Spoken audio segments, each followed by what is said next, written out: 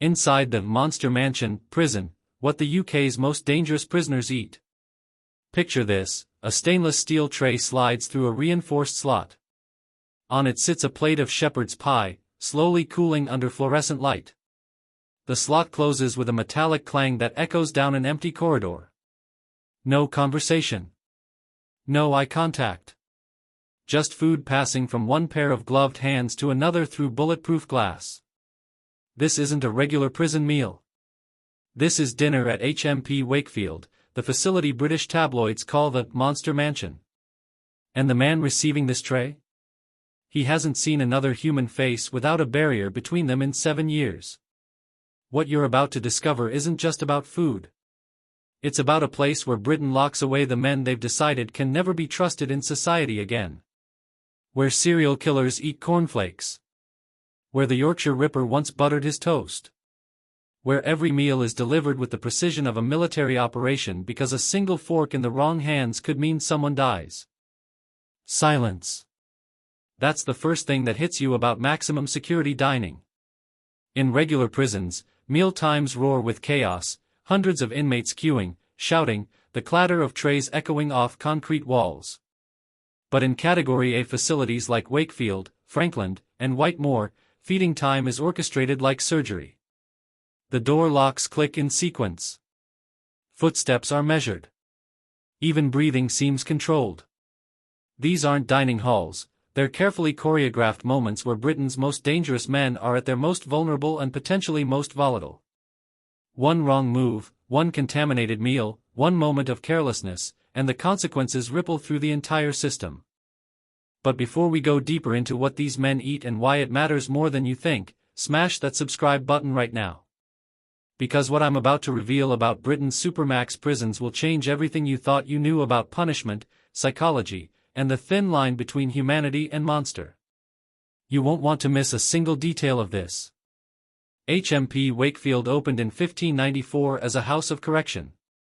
Over 4 centuries, it evolved from a workhouse to what it is today, one of 8 high-security prisons in England and Wales that hold approximately 1,200 of the country's most dangerous criminals.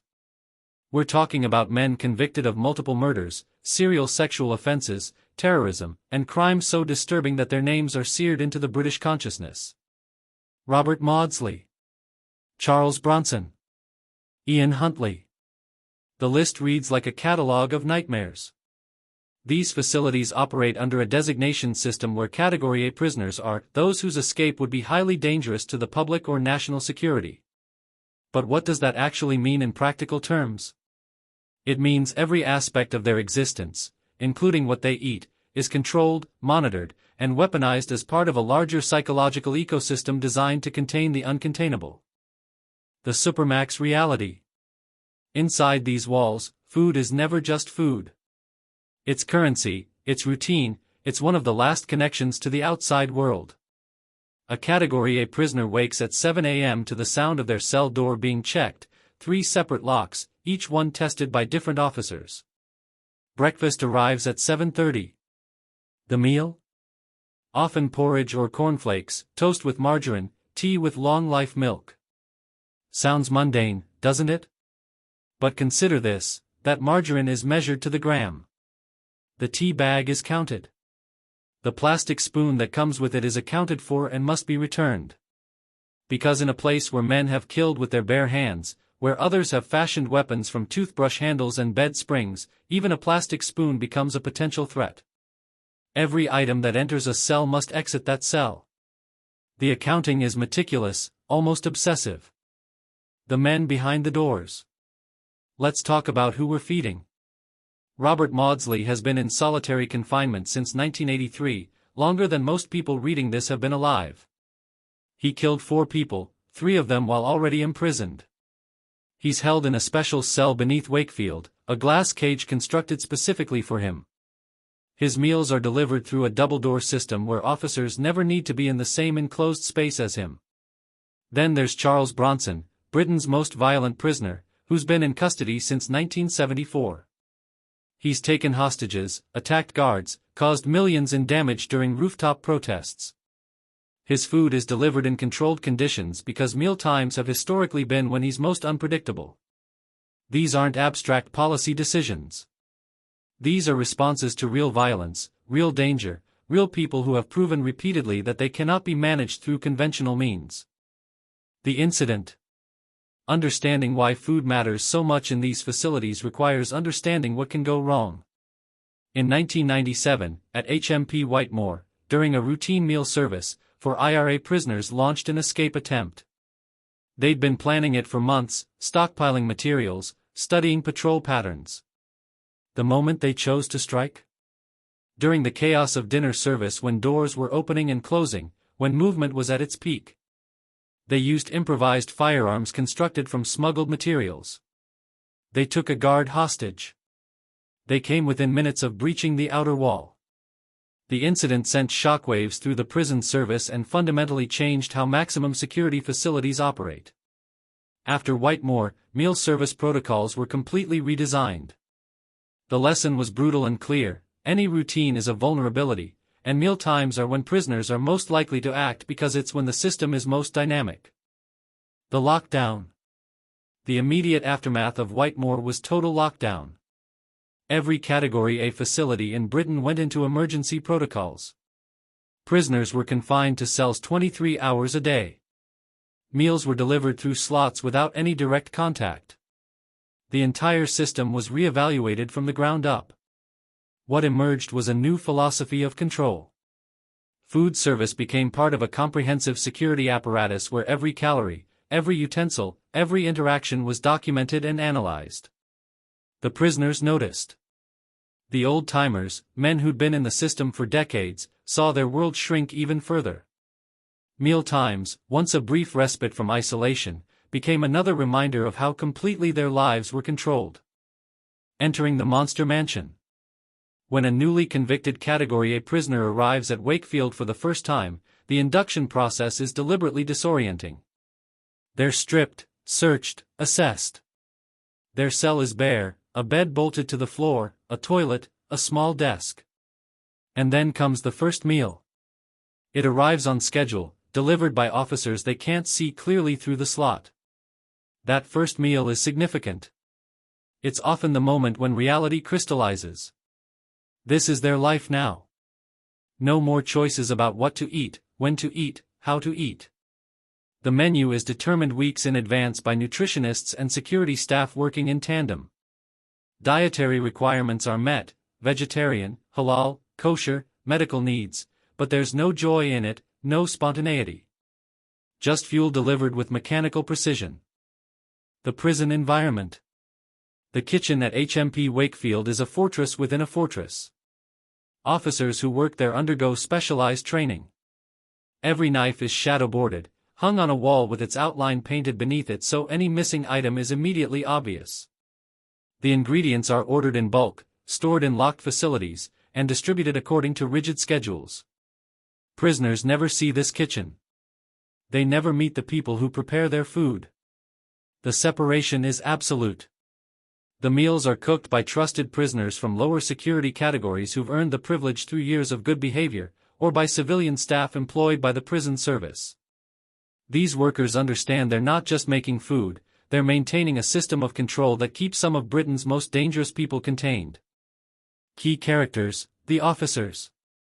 Meet Officer Davies, not his real name, but a composite of several officers I've interviewed who've worked Category A meal service.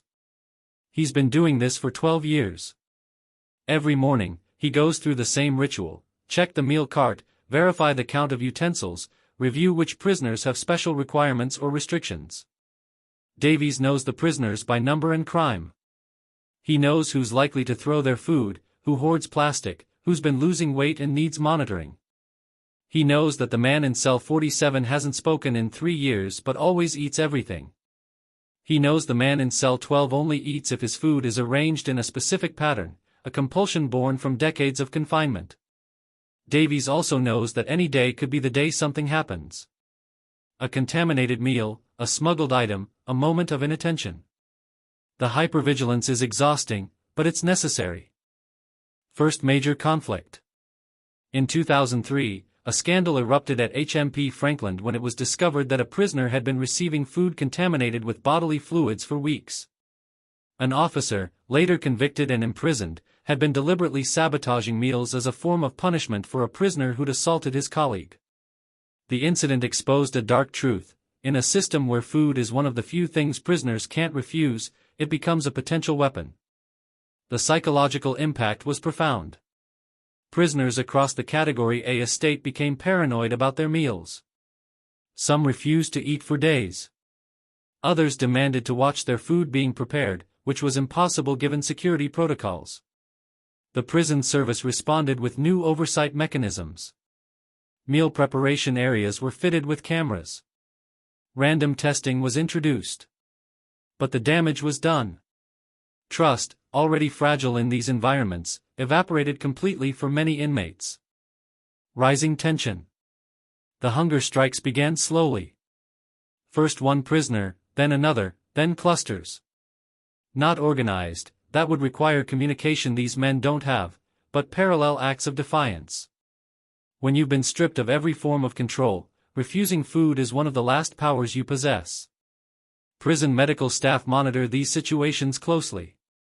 After a certain number of missed meals, interventions begin. Assessments. Psychological evaluations. Eventually, if a prisoner's life is at risk, force-feeding becomes a legal option, though it's rarely used due to ethical concerns. But here's what most people don't understand: hunger strikes in Supermax facilities aren't always about protest. Sometimes they're about reasserting agency. Sometimes they're a cry for help from men whose mental health is deteriorating in isolation. And sometimes, they're a calculated move in longer games of manipulation and control. Midpoint revelation. Here's something that will shock you: the average cost of feeding a Category A prisoner is approximately £3.50 per day. That's less than most people spend on a single coffee.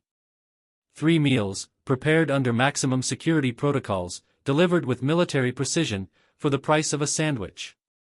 But the real cost isn't measured in pounds and pence. It's measured in the psychological toll of eating the same meals, in the same way, from the same slot, for years or decades. Studies of long-term isolated prisoners show that meal times become anchor points for deteriorating mental health. Some develop eating disorders. Others become obsessive about food in ways that mirror external addictions they can no longer access. The men in the Monster Mansion aren't just being fed. They're being managed through nutrition. Their caloric intake is calculated to maintain health but not comfort. Their meals are designed to be nutritionally adequate but deliberately monotonous. Because variety, choice, and pleasure are privileges, and these men have forfeited those privileges through their crimes. We're only halfway through this journey into Britain's darkest prisons, and what I'm about to reveal next will completely change how you think about punishment and human psychology. If you're not subscribed yet, do it right now, because the next part of this story dives into the invisible power structures, the secret codes, and the moments that define life inside the Monster Mansion.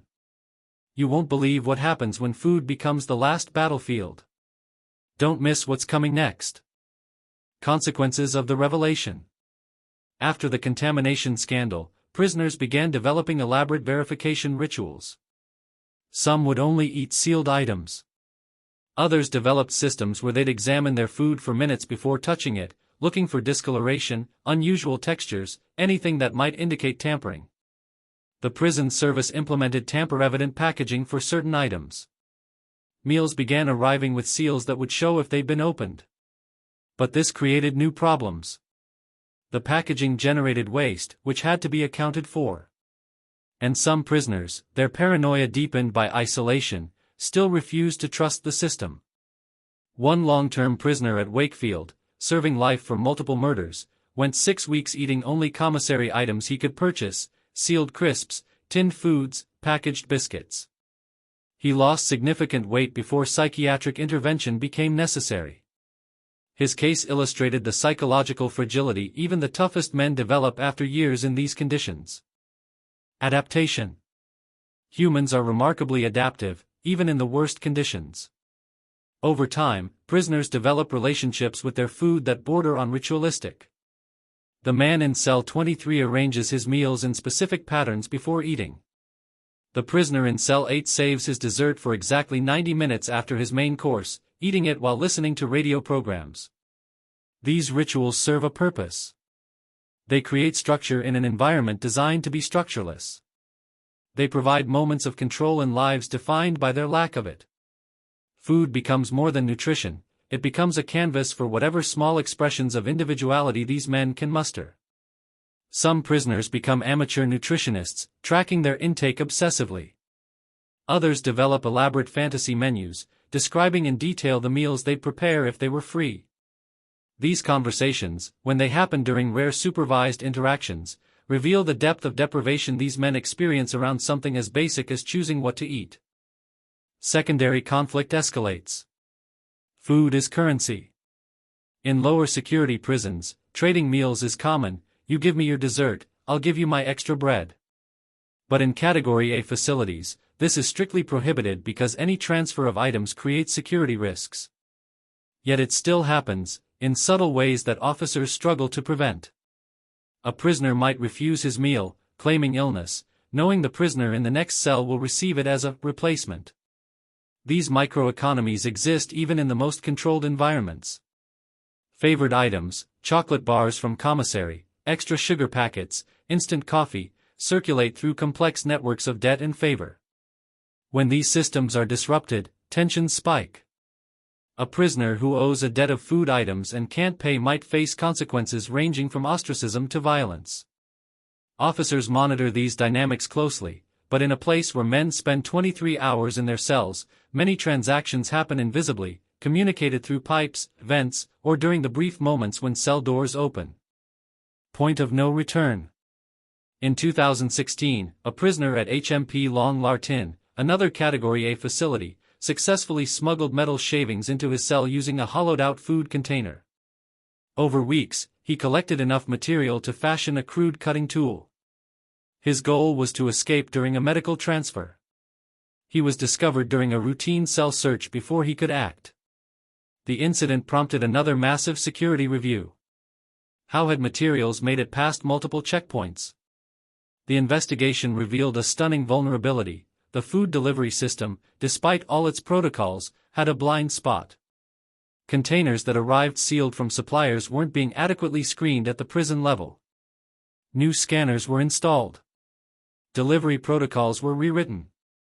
But the event reminded everyone in the system that complacency is fatal. These men, intelligent, patient, ruthlessly motivated, will exploit any weakness. And food, because it's the one thing that must be delivered regularly and reliably, will always be a potential vector for contraband or attack. Immediate aftermath. The heightened security measures changed everything again. Meal service times increased from 15 minutes to nearly an hour as each tray was scanned, inspected, documented. Prisoners noticed the delays. Food arrived colder. The already monotonous routine became even more mechanical. Complaints increased, though they went nowhere. These men have no leverage, no advocates outside their lawyers, no public sympathy. Their concerns about cold shepherd's pie don't make headlines. But inside the walls, the delays added to the grinding psychological pressure of life in permanent lockdown. Some prisoners stopped caring about their meals entirely. They ate mechanically, barely tasting. Others became more vocal, filing formal complaints that were duly noted and ignored. The message from the system was clear: security trumps comfort, always and without exception. Tension peak. Imagine living this way for 20 years. 30 years. Some prisoners have. Robert Maudsley has been in his special cell for over 40 years. Every meal delivered the same way, every single day. No variation except the menu rotation. No spontaneity. No joy. The psychological research on sensory deprivation and monotony shows that humans begin to deteriorate under these conditions. Cognitive function declines. Time perception warps. Some prisoners report that years blend together, indistinguishable except for major events, a family death, a parole denial, a violent incident. Food becomes one of the few markers of time. Breakfast means morning. Lunch divides the day. Dinner signals evening. Without these anchors, some prisoners report losing track of days entirely, existing in an eternal present where nothing changes except the slow accumulation of years. Unexpected alliance. Within the staff who work Category A facilities, an unlikely empathy sometimes develops. Officers like Davies, who deliver meals day after day, begin to see patterns. They notice when a prisoner stops eating, when weight drops, when behavior changes. These observations can save lives. In 2019, an officer at Wakefield noticed that a long-term prisoner had stopped eating his vegetables, something he'd always done consistently. The officer reported it. A welfare check revealed the prisoner was experiencing severe depression and had been considering suicide. The intervention, triggered by a simple change in eating habits, likely prevented a death. These moments of humanity exist even in the darkest places. Officers aren't monsters either. Most entered the service wanting to make a difference. Working Category A facilities tests that idealism daily, but connections still form, not friendships, but recognitions of shared humanity across an unbridgeable divide. The plan. Behind the scenes, prison reformers and psychologists have been arguing for changes to Category A food service. Their proposal is radical: allow prisoners more choice. Not freedom, but options. Vegetarian or meat. This sauce or that. Small decisions that could have outsized psychological benefits. The resistance is fierce. Security officials argue that choice creates complexity, and complexity creates vulnerabilities. If prisoner A gets meal option 1 and prisoner B gets meal option 2, how do you prevent them from trading? How do you maintain control? But the research is compelling. Pilot programs in other countries show that giving prisoners minimal choices around food reduces violence, improves mental health, and actually enhances security by reducing tension. The debate continues, policy moving at the glacial pace typical of institutional change. Obstacles to the plan. Public opinion is the biggest obstacle. When reformers suggest improvements to Category A conditions, the response is predictable: these men are monsters. They killed children. They destroyed families. Why should we care if they get to choose between chicken and fish? It's a powerful argument, emotionally satisfying. But it misses the point. The question isn't whether these men deserve comfort. It's whether the current system serves any purpose beyond vengeance. Does denying a serial killer the choice of vegetables make anyone safer? Does it prevent future crimes? Or does it simply satisfy our collective desire to see punishment enacted? These are uncomfortable questions without easy answers. But they're questions that anyone who eats 3 meals a day by choice should at least consider when thinking about what it means to lock someone away forever and control even the most basic aspects of their existence. The climactic confrontation. The confrontation isn't violent. It's bureaucratic. In parliamentary committees, in prison service meetings, in academic journals, the debate rages about what Britain's most dangerous prisoners should eat and how they should eat it. On one side, security, control, punishment. On the other, humanity, psychology, long-term effectiveness. A recent proposal suggested allowing Category A prisoners to cook 1 meal per month in supervised settings. The backlash was immediate and fierce. You want to give murderers access to knives and heat sources? The optics were politically toxic. But proponents argued that cooking, the simple act of preparing food, is so fundamentally human that denying it completely might itself be a form of cruelty that serves no security purpose. The proposal died in committee, killed by risk assessments and public relations concerns. But the conversation continues, persistent as hunger itself. Immediate outcome. Currently, the system remains largely unchanged. Prisoners in Britain's Category A facilities receive 3 meals a day, nutritionally adequate, delivered with maximum security protocols. They have no choice in what they eat beyond accommodations for religion or medical necessity. They eat from plastic trays with plastic utensils that must be accounted for and returned. The men adapt or they don't. Some find meaning in small rituals around their meals.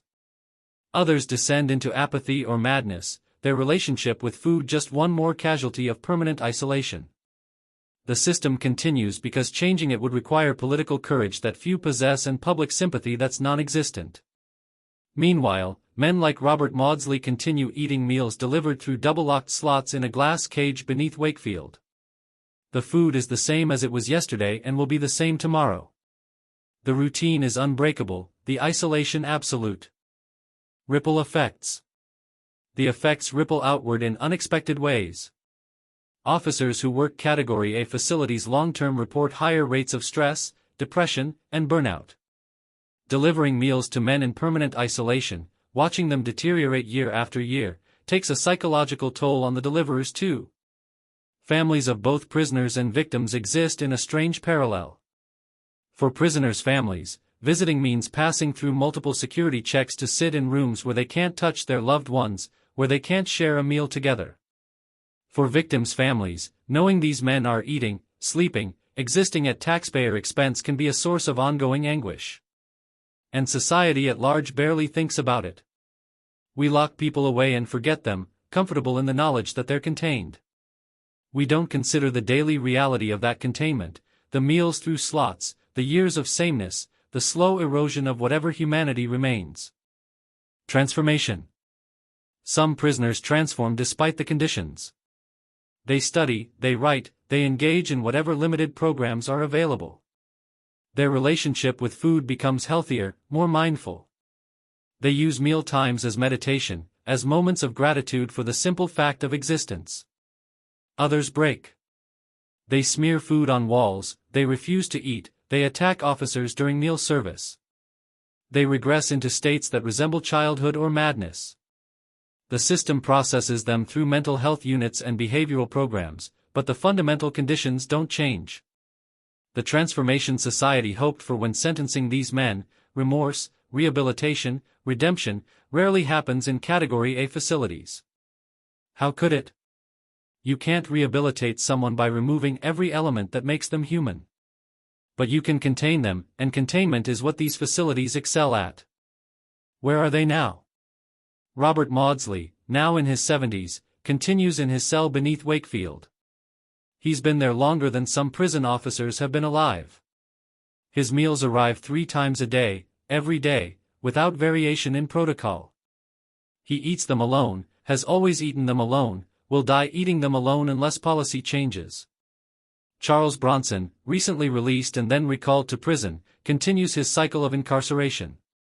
His relationship with the prison system, including its food, is one of constant battle and accommodation. The younger prisoners, men convicted of recent atrocities, are just beginning their journeys into this system.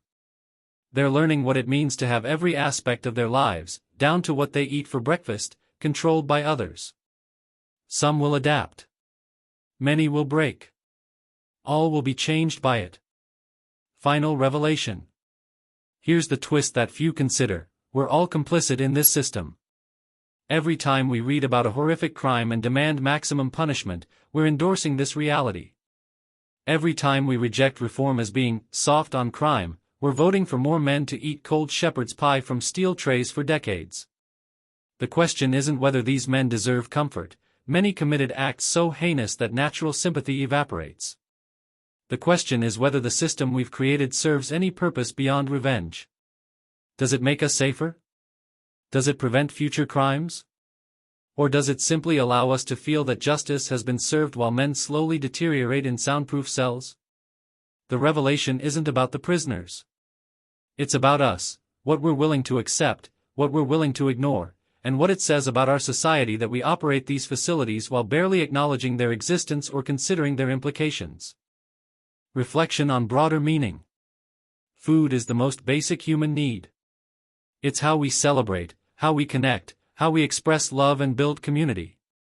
Denying choice around food, reducing it to fuel delivered through a slot, is perhaps one of the most profound forms of dehumanization possible. The men in Britain's Category A facilities committed acts that placed them beyond the pale of normal society. But they remain human, with human needs, human frailties, and human capacities for suffering. The food they eat, unremarkable, repetitive, controlled, is a daily reminder of that fundamental paradox. We've built a system that contains the dangerous but doesn't know what to do with them beyond containment. The meals they eat are metaphors for that failure, necessary, joyless, perpetual. And as long as we prefer vengeance to solutions, that system will continue, one plastic tray at a time. So the next time you sit down to a meal you've chosen, prepared the way you like it, shared with people you care about, consider this: there are men right now in Britain eating from steel trays in concrete cells who will never make those choices again. Men who've done terrible things, yes. But men nonetheless. The Monster Mansion isn't just a building. It's a mirror reflecting what we believe about punishment, redemption, and the value of human life even at its worst. The food that slides through those slots 3 times a day isn't just nutrition. It's policy. It's philosophy. It's a daily enactment of our collective decision about what happens to people we've decided can never rejoin society. And whether that system is justice or just organized cruelty disguised as security is a question each of us must answer for ourselves. Because we pay for those meals. We staff those facilities. We operate that system in our name. The men eat. The doors stay locked. The years accumulate. And we go on with our lives, rarely thinking about what happens inside the Monster Mansion, where Britain's worst eat Britain's judgment, one meal at a time. This story reveals just how complex and disturbing our prison systems really are. If you want more deep dives into true crime stories that challenge everything you think you know about justice and punishment, subscribe right now and hit that notification bell. I've got another investigation dropping next week about a prison scandal that'll make this look tame.